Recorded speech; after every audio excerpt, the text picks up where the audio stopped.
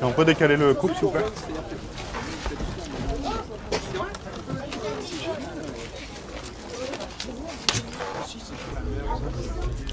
Tiens, tu t'éloignes un peu que je vois si c'est pareil avec le...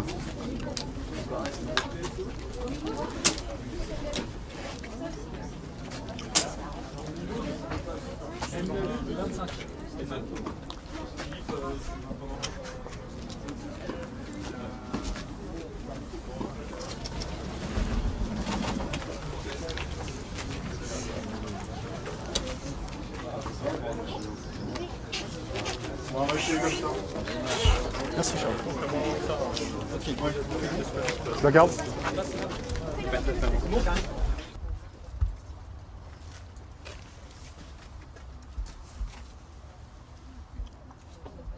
Allez, on y va? Ouais. Ça tourne. Ça tourne au son.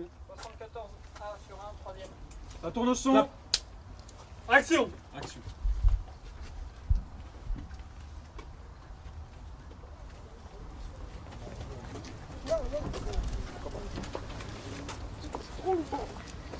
Même si j'aimais le cinéma, j'aimais le son, j'écoutais de la musique, je jouais de la clarinette et de la basse, c'était pas une... Je pensais pas devenir ingénieur du son, quoi. Ma mère m'avait interdit formellement d'emmener ma guitare et ma basse à la fac. Donc c'est évidemment ce que j'ai fait. Et plutôt que de m'acheter un énorme ampli de basse comme celui qu'il y a derrière, là, je me suis acheté un petit magnéto 4 pistes qui pouvait loger dans un sac pour que ma mère soit pas au courant. Et du coup, j'ai commencé à trafiquer des sons comme ça, et enregistrer des trucs, et j'ai trouvé ça bien.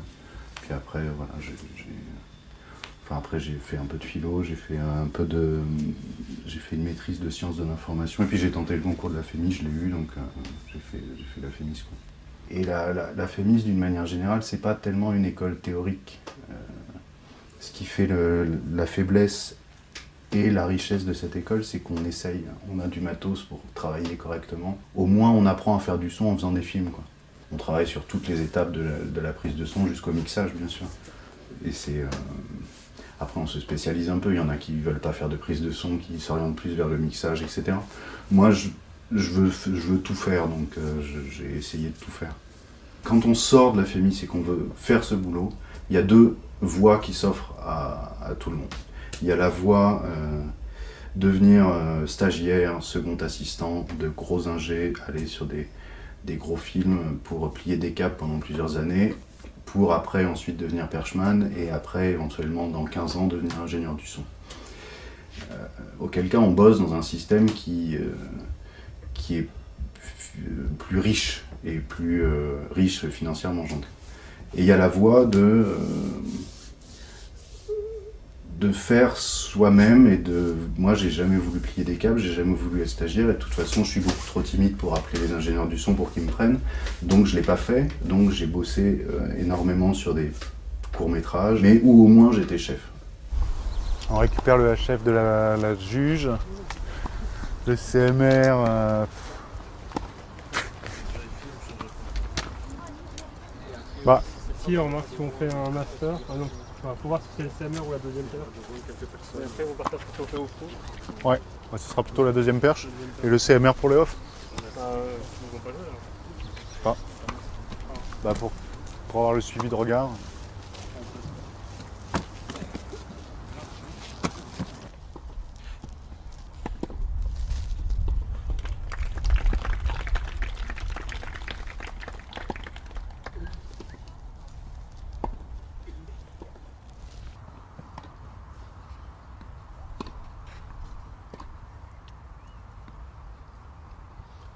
Ok, coupé.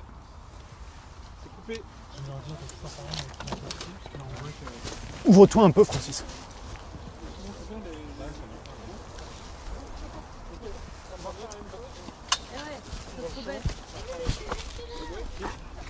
Ouais, quand t'étais comme ça, là, t'étais crispé, ça faisait bloum bloum bloum. Relax.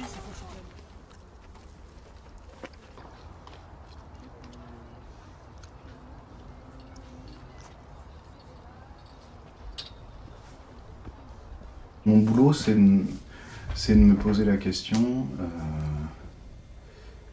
quand on fait un plan ou quand on monte un plan, quand on est en mix, quand on fait du son, c'est de se dire qu'est-ce que je veux entendre dans ce plan. Donc qu'est-ce que le film raconte et qu'est-ce que le film a besoin d'entendre dans ce plan.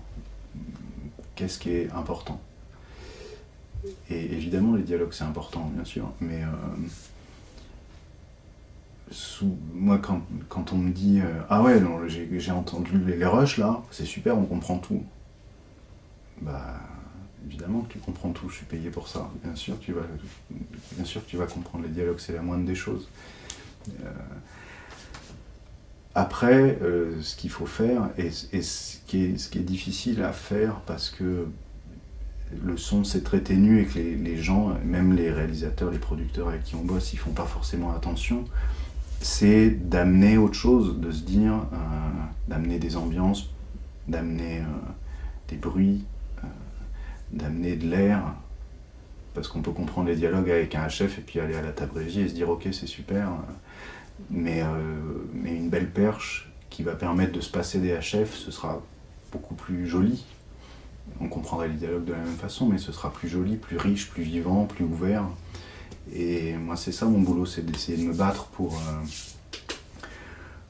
que le film respire, quoi. Mais il faut arriver à comprendre la mise en scène, et quand même à dire au réalisateur ou à l'assistant, si on fait ça, tu vas au-devant de tel, tel et tel problème. Après, s'il veut aller au-devant des problèmes, ben, d'accord, c'est son film, il fait ce qu'il veut. Hein, mais mon boulot, c'est de dire, t'es vraiment sûr que tu veux tourner la scène du pique-nique dans l'herbe au bord de cette autoroute? Parce que là, tu te rends bien compte s'il va y avoir plein de voitures quand même. Alors s'il n'y a pas pensé, qu'il fait ah ouais bon, faut s'inquiéter un peu sur la qualité du film, mais si après il dit oui mais c'est très bien, il faut essayer de lui dire mais il va y avoir des voitures, qu'est-ce que ça va raconter pour ton film? T'es vraiment sûr que tu veux mettre en scène comme ça? Parce que moi ça me semble pas être une bonne idée.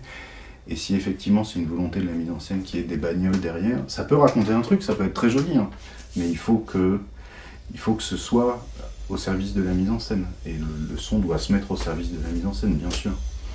Mais et ça passe par la gestion du hors-champ. La tronçonneuse là, qu'il y a dehors, si on tournait une séquence intimiste de personnes qui s'avouent leur amour, ça raconterait un truc qui n'est pas forcément hyper... qui peut être intéressant, hein, mais il faut mettre le doigt dessus avec la mise en scène pour dire là il va y avoir un problème. Ah oui mais justement moi ça me raconte un truc, ok bah alors faisons-le, très bien. Les moteurs demandés. Alors sinon, On va peut-être attendre l'avion à... Tu peux dire aux filles qu'on attend l'avion.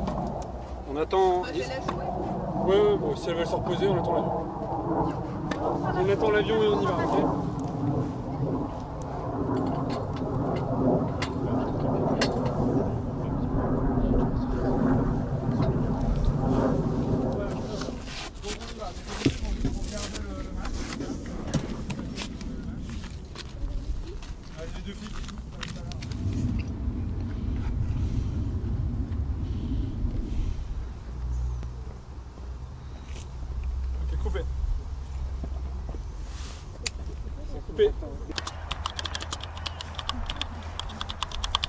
Hiérarchiquement, le perchman est responsable du placement des micros et l'ingénieur du son est responsable de l'enregistrement des 10 micros. Après, dans la réalité, c'est beaucoup plus flou que ça. Donc, voilà, on prépare sa config d'enregistreur, à quelle piste on enregistre, comment on les appelle, où est-ce qu'on les enregistre, etc. On en discute avec le perchman, avec la lumière pour voir ce qu'on va faire, quel micro on prend. On décide de ce qu'on envoie dans le casque des gens qui écoutent, hein, sur la caméra, machin. On gère tout ce qui est timecode, numéro de clap. On voit avec la script comment on découpe. Donc selon comment on découpe, si on fait un film, si on fait une séquence en plan séquence, on va pas la faire de la même façon que si on la découpe champ contre champ, master, etc. Parce qu'au niveau des raccords, c'est pas tout à fait pareil. On pose les HF sur les comédiens. Et rouler jeunesse. Sur un tournage, on travaille les uns à la suite des autres. C'est-à-dire qu'après, il faut quand même essayer de travailler en même temps, parce que sinon on perd beaucoup de temps, mais en gros, la déco travaille généralement avant, donc on arrive sur le... Voilà, mais elle a quand même des trucs à faire par rapport à l'image. Ensuite, la lumière s'installe, donc, et ensuite la caméra s'installe. Et généralement, quand on veut placer des micros en même temps que la lumière, il y a toujours un moment où il y aura un drapeau ou un projo à la place du micro qu'on a posé. Donc à la fois il faut attendre qu'ils aient fini et en même temps rester attentif et pas loin, tout en prenant pas trop de place sur le plateau, parce que sinon on est dans les pattes des gens qui travaillent, mais regardez ce qu'ils sont en train de faire, parce que ça va induire comment nous on va travailler après. Si la lumière est complètement en douche, ça va changer beaucoup de choses pour la perche que si elle est en réflexion, etc. Donc il faut à la fois attendre et en même temps rester attentif. Et ensuite aller vite, parce que... enfin, aller le plus vite possible, parce que le son c'est ce qui se fait en dernier, donc c'est ce qu'on va attendre. Alors qu'on fait ça toute la journée, on n'aime pas attendre sur un plateau. Parce qu'on bosse pas en même temps, donc les gens vont être prêts et nous on va avoir des trucs à faire parce que justement les gens vont être prêts. Donc il faut à la fois anticiper pour pouvoir accéder et en même temps, voilà, c'est une certaine stratégie à trouver. Une fois qu'on a terminé, on a des trucs à faire et des trucs qu'on peut pas faire, des sons seuls, des ambiances raccords, des ambiances, etc. Des trucs où il faut le silence. Donc généralement tout le monde a envie de partir, tout le monde a envie de ranger, mais il faut quand même prendre 5 minutes pour le son. Donc là, il faut avoir suffisamment d'aplomb pour dire à l'équipe vous n'allez rien faire pendant 5 minutes, vous avez envie de rentrer, de ranger, mais moi j'ai des trucs à faire, donc vous vous asseyez et vous êtes sage, sinon ça va prendre plus de temps. Et il ne faut pas non plus être désagréable, mais il faut le faire avec un... C'est pas évident, ça. Et souvent, on lâche l'affaire parce que la journée a été longue, mais pourtant c'est quand même important. De faire une ambiance raccord, c'est important, voire essentiel. Donc c'est interdit de quitter un décor si on n'a pas fait au moins 1 minute d'ambiance raccord silencieuse. Et des fois c'est difficile à obtenir. On fait maintenant? Alors on va juste faire un son sol Tu lui dis?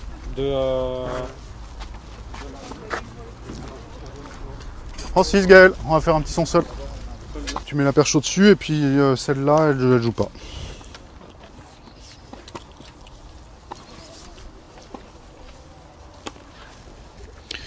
Pour la séquence 74B, le premier plan, on fait un son seul de la juge qui dit avantage millet plutôt qu'avantage dehors. Et je laisse tourner le nagra, même si ça ne sera pas forcément utile. Ça tourne! Bien le silence, s'il vous plaît! Silence, s'il vous plaît!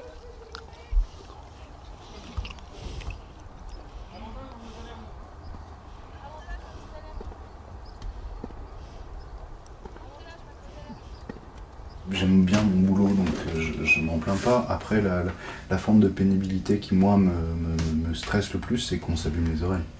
À passer la journée avec un casque sur la tête, on s'abîme les oreilles. Donc moi, j'y fais extrêmement... Enfin, j'essaye d'y faire attention. C'est pas toujours facile. Mais voilà, après, ce qui est pénible, c'est qu'on est souvent obligé de rester dans des endroits où il fait froid, où c'est humide, mais il faut bien se couvrir. Quand je suis sorti de la FEMIS, j'ai mis 1 an et demi, 2 ans à faire mes heures. Et là, je stressais beaucoup. Vraiment beaucoup. Ça m'angoissait terriblement. Aujourd'hui, ça va. Parce que je fais mes heures sans aucun problème. J'ai toujours un projet sur le feu. J'ai pas de stress vis-à-vis de ça. Peut-être qu'il y a un moment où je serai dans la merde parce que j'arriverai pas à faire mes heures et parce que je serai dépourvu, voilà, mais maintenant ça va. C'est excitant d'être au cœur du processus de création avec quelqu'un. Après, ce qui m'intéresse aussi, c'est de pas être devant un ordinateur toute la journée ou dans un bureau, parce que on peut rencontrer des gens, voyager, être dans des endroits auxquels on n'aurait pas eu accès avant, etc. Rencontrer des gens voilà. Hier, j'étais dans une maison de 500 mètres carrés à Vaucresson qui appartient à un banquier richissime. Et en début décembre, je vais passer une semaine dans le métro avec d'autres gens. Et voilà, il y a quand même un truc de cet ordre-là qui est assez excitant. On peut se sentir à l'aise partout, plus ou moins. Mais il y a quand même quelque chose de cet ordre-là qui est assez gratifiant. Ouais. Parce que toi, pour toi, c'est le dialogue. Non, c'est pas que le dialogue, mais c'est quand même le truc le plus... que tu peux pas refaire après, quoi. Sauf en post-synchro, et tu perds quand même quelque chose. Ouais. C'est l'enjeu... Tu vois ce que je veux dire? Ah oui. Je trouve que c'est le plus plaisant à enregistrer, que le reste, c'est de la merde. Le dialogue, c'est... Merci. Non, mais 9h30, 18h30, ça va, hein, c'est honnête.